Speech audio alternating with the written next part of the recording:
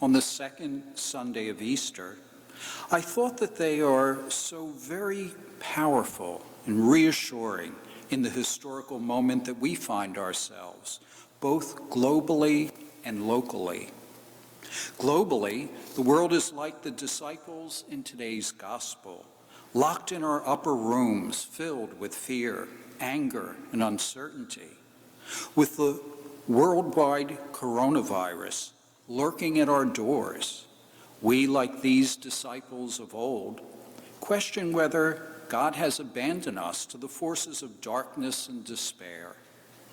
As a local community of Cape May County, we learned yesterday that our only Catholic high school and one of only 2 grammar schools will be shuttered at the end of the school year. Many have taken to social media or sit lonely at home, lamenting such a possible loss, and some looking for someone to blame for our misfortune. Like the disciples of old, we are wondering if God and His Holy Church have abandoned us to the forces of this darkness.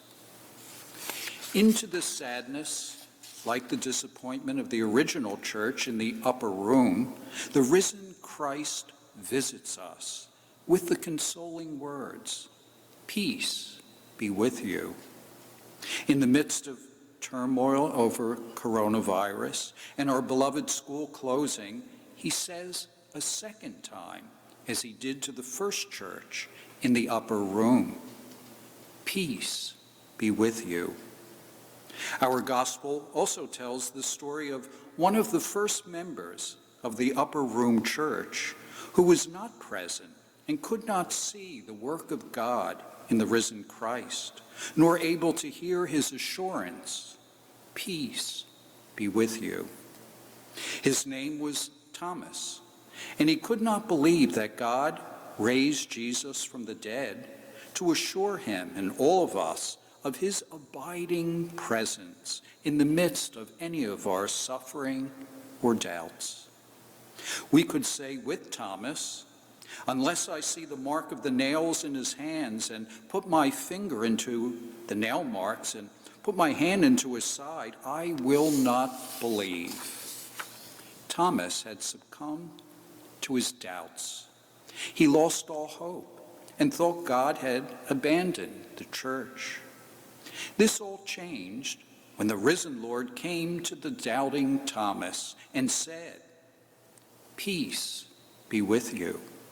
Put your finger here and see my hands, and bring your hand and put it into my side, and do not be unbelieving, but believe." The first church in the upper room was the first assembly of believers. They were the beloved disciples. We here in Cape May County are the present-day beloved disciples. Like them, and especially Thomas, are filled with similar fear, doubt, anger, and disappointment. We too may feel that God has abandoned us, with the double whammy of coronavirus and our school closing so unexpectedly. And into this darkness of our inner soul, the risen Christ comes to us to say, "Peace be with you. And do not be unbelieving, but believe." We should remind ourselves that the risen one will sustain us to the end of this pandemic and will empower us with His Holy Spirit to address our present struggle with the announcement of the closure of our beloved school. Just like 10 years ago, when we were faced with the closure of our beloved school, when we did not give in to despair, but like the early church described in today's first reading from the Acts of the Apostles, we banded together and believed that we could overcome any obstacle. Like them in a figurative way, all who believed were together and had all things in common. They would sell their property and possessions and divide them among all according to each other's need. Every day they devoted themselves to meeting together and to the breaking of the bread. And when local people from all segments of our local community formed and funded Save Wildwood Catholic, like this early beloved community, every day the Lord added to their number to organize and support a movement that eventually saved and sustained Catholic education here in our county these past 10 years. We find ourselves, the beloved community, once again at a crossroad where we can choose to waste our time in negativity or band together in faith and mutual respect for one another to once again save our beloved school.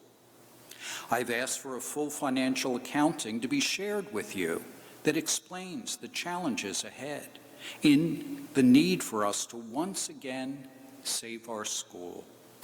We cannot have Catholic school education in our area if families don't choose to send their children to our school and pay tuition, the main revenue needed to fund a Catholic school. The parish of Notre Dame de la Mer has supported the school over the past 10 years by our financial support exceeding over $2 million. We pledge to continue our help, to sacrifice like you financially, to try once again to save our beloved school.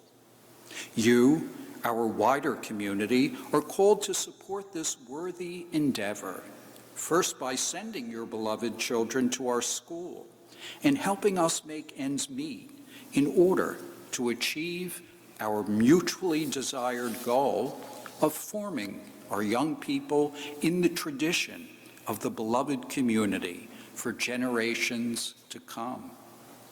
I, like you and like St. Thomas in today's gospel, harbor some doubts, but I do believe that if we work shoulder to shoulder, one of mind and heart, believing that the risen Lord is with us and his Spirit is guiding us, all things are possible. Save Wildwood Catholic is reaching out to all of us to save our beloved school. I personally am giving $2,000 to the cause from the government stimulus check that I received, coupled with my tax return money.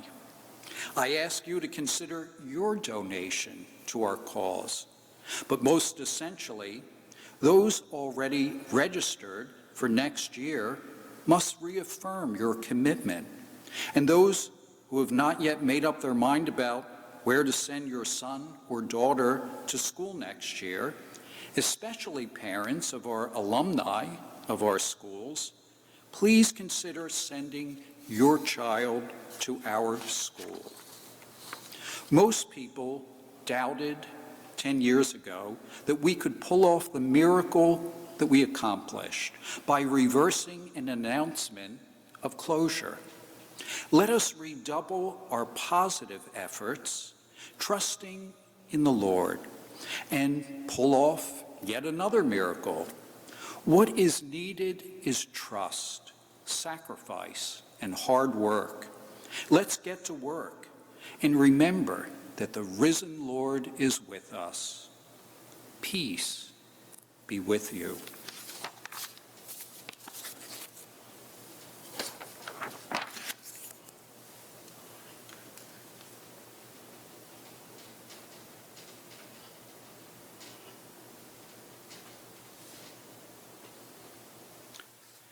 Let us now profess our holy faith. I believe in one God, the Father,